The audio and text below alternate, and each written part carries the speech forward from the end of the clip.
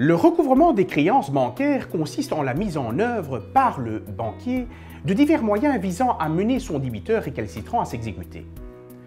Pour récupérer sa créance, le banquier a plusieurs mécanismes à sa disposition qui sont prévus par les actes uniformes OHADA. Dans l'hypothèse où le débiteur est récalcitrant, le banquier a la possibilité tout d'abord de tenter une stratégie amiable afin de recouvrir ses créances.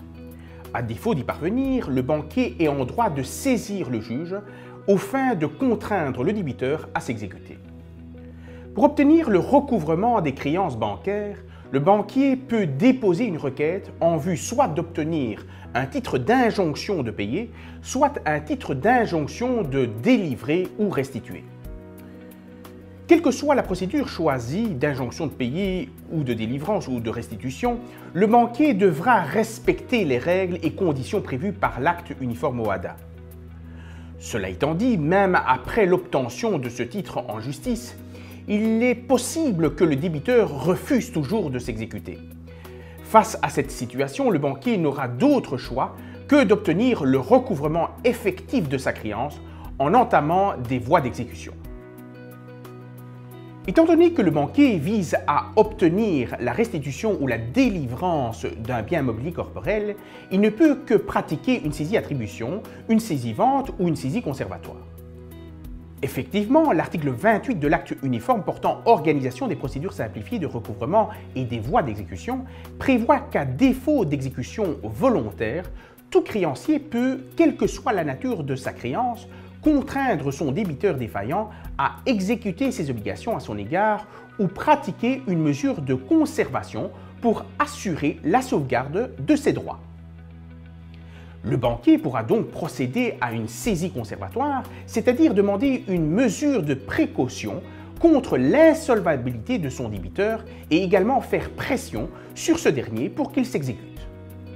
À cet égard, il est intéressant de préciser que le banquier a la possibilité d'engager une mesure de saisie après s'être assuré que sa créance ne souffre d'aucune contestation, et ceci sans commandement préalable.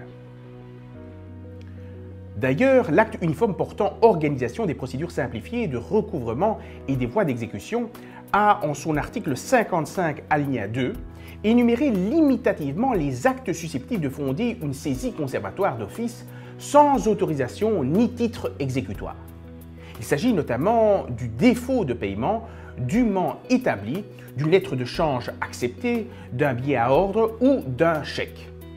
L'intérêt pour le banquier de faire une saisie conservatoire est d'une part obtenir un effet de surprise, étant donné qu'il n'y a pas de commandement préalable, et d'autre part, l'assiette de cette saisie est large, bien mobilier corporel et incorporel. La saisie-attribution, quant à elle, permet au banquier de frapper d'indisponibilité des sommes d'argent ou des créances qu'un tiers détient, et ce, en vue de se les faire attribuer.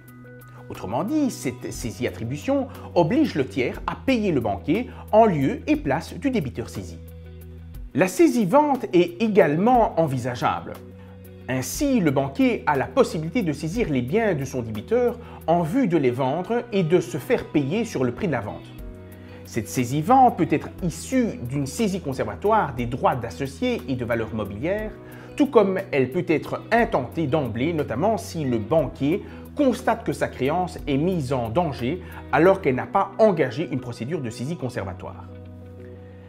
Lorsqu'il pratique une saisie, le banquier pourra être confronté à plusieurs difficultés, à savoir l'insuffisance des biens saisis, le concours d'autres créanciers ou encore la lenteur de la procédure.